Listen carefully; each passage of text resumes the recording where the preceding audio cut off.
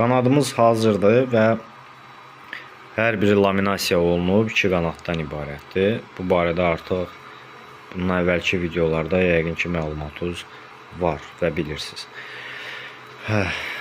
Servo kiçik 1.5 kiloqramlıq adətən standart torqu olan bir servodur. Bunu mən bura daxil elədikdən sonra bu qanadın idarə etmə hissəsi burada olacaq.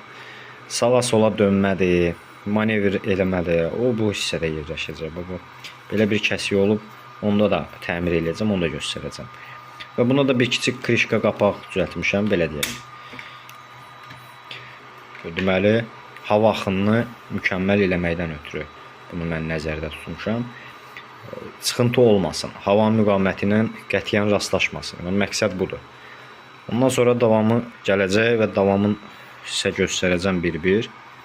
Növbəti bizim nəyimiz qalır? Qısa zamanda artıq bilirəm bəzi yorğunluqlar yaranır. Tanışlardan YouTube'a mənim videolarıma baxanlar deyir ki, da bu nə oldu, uçmadı.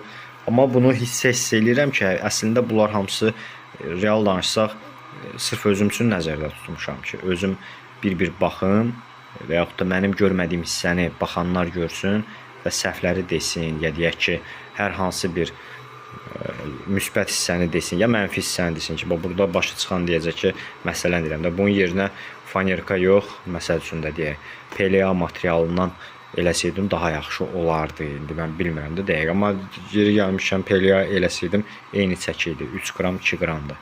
İkisində də elə 2.5-3 qramdır.